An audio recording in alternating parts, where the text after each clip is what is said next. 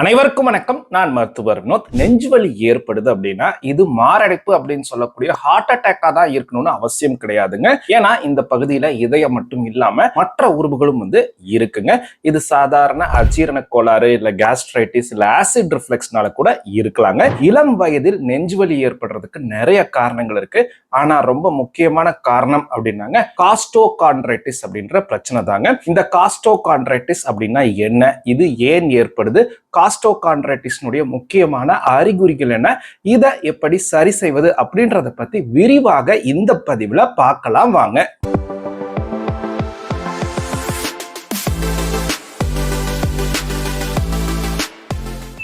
காஸ்டோகாண்ட்ரைட்டிஸ் அப்படின்னா என்ன, இதனுடைய பெயர்லயே இதற்கான விளக்கம் இருக்குங்க. காஸ்டோ அப்படின்னா ரிப்ஸ் அப்படின்னு சொல்லக்கூடிய விலா எலும்புகளை குறிக்குங்க. அதே சமயம் காண்ட்ரியம் அப்படின்னா குருத்தெலும்பு அப்படின்னு சொல்லக்கூடிய கார்டிலேஜ் இல்ல சவ்வை குறிக்குங்க. நம்முடைய ஒவ்வொரு விலா எலும்பும் முன்பகுதியில நெஞ்சு எலும்புன்னு சொல்லக்கூடிய நடுவில் இருக்கக்கூடிய இந்த ஸ்டெர்னம் எலும்போட சேர்ந்து ஒரு மூட்டை உருவாக்கும். காஸ்டோஸ்டெர்னல் ஜாயிண்ட் அப்படின்னு சொல்லுவோம். ஸோ இந்த இடத்துல நேரடியா எலும்பும் சேராம அதுக்கு நடுவுல குருத்தெலும்பு அப்படின்னு சொல்லக்கூடிய சவ்வு இருக்குங்க.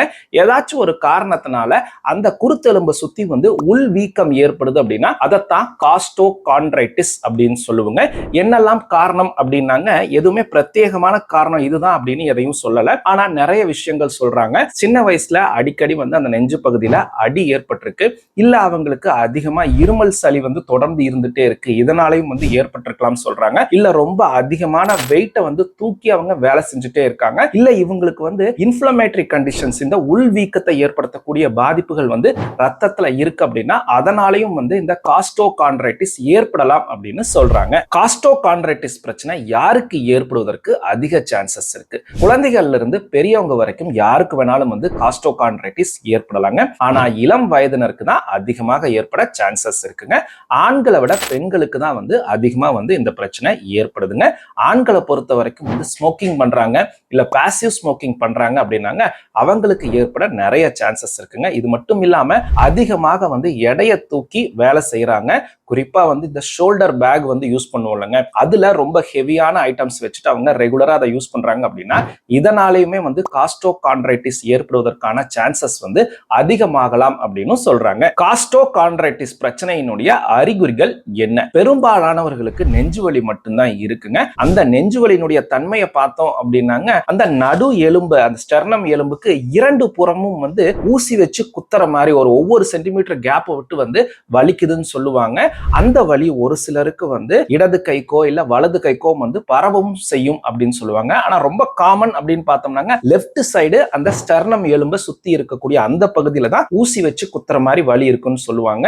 ஏதாச்சும் ஹெவியான ஒர்க் பண்ணும்போது, இல்ல பெருமூச்சு இழுத்து விடுறப்ப, இல்ல இருமும் போது, இல்ல ரொம்ப கஷ்டப்பட்டு முக்கி மோஷன் போறாங்க, இல்ல தும்மும் போது இந்த வலி ரொம்ப அதிகமாகும் அப்படின்ற மாதிரி டிபிக்கலான ஃபைண்டிங்க சொல்லுவாங்க. காஸ்டோகாண்ட்ரைட்டிஸ் பிரச்சனையை எப்படி கண்டறிவது? First blood test. காஸ்டோகாண்ட்ரைட்டிஸ்க்குன்னு பிரத்யேகமான பிளட் டெஸ்ட் எதுவும் கிடையாதுங்க. ஆனா இது இன்ஃப்ளமேட்டரி கண்டிஷன் அப்படின்ற காரணத்தினால இன்ஃப்ளமேட்டரி மார்க்கர்ஸான இந்த ESR CRP ஒரு சிலருக்கு அதிகமாவே இருந்துட்டு இருக்குங்க. இரண்டாவது செஸ்ட் எக்ஸ்ரே. பெரும்பாலானவர்களுக்கு செஸ்ட் எக்ஸ்ரே நார்மலா தான் இருக்குங்க. ஏன்னா இது குருத்தெலும்புல ஏற்படக்கூடிய பிரச்சனை, எலும்புல ஏற்படக்கூடிய பிரச்சனை கிடையாது. ரொம்ப அதிக நாட்கள் இருக்கு அப்படின்னா ஒரு சிலருக்கு அந்த விலா எலும்பும் அந்த நெஞ்சு எலும்பும் சேர்கின்ற இடத்துல ஸ்க்ளீரோசிஸ் இல்ல வீங்கி போன மாதிரி கூட தெரியறதுக்கும் சான்சஸ் இருக்குங்க. மூன்றாவது எம்ஆர்ஐ. டைமா எல்லாருக்கும் எம்ஆர்ஐ எடுக்கணும்ன்ற அவசியம் கிடையாதுங்க. ஆனா இது ஒரு கார்டிலேஜ் பெத்தாலஜி அப்படின்ற காரணத்தினால எம்ஆர்ஐல ஓரளவுக்கு நம்மளால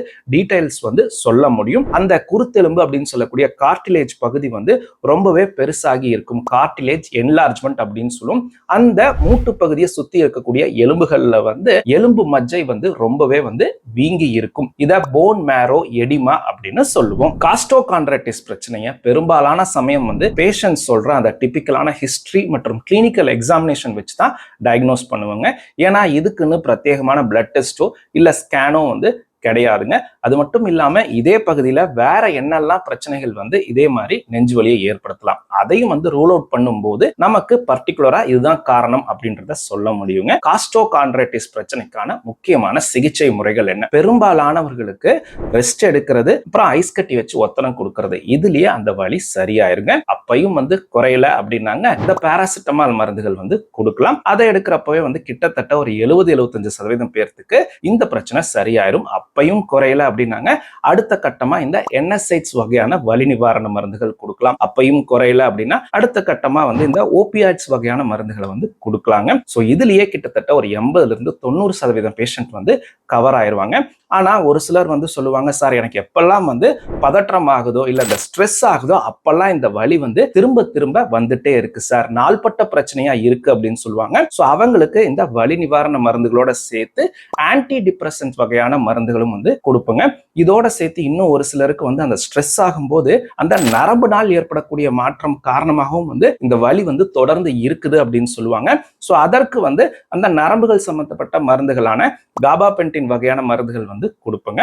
இப்பயும் வந்து குறையல அப்படின்னாங்க ஒரு சிலருக்கு வந்து அந்த குருத்தெலும்பு வீங்கி இருக்கக்கூடிய பகுதியில வந்து ஸ்டீராய்டு இன்ஜெக்ஷன்ஸ் வந்து நம்ம செலுத்துற மாதிரி இருக்கும். இந்த வீடியோ உங்களுக்கு பயனுள்ளதா இருந்தா கட்டாயம் லைக் பண்ணுங்க. மற்றவங்களும் வந்து பயன்பெறுவாங்க நினைச்சீங்கன்னா ஷேர் பண்ணுங்க. உள்ளங்கையில் மருத்துவம் சேனலுக்கு சப்ஸ்கிரைப் பண்ணுங்க.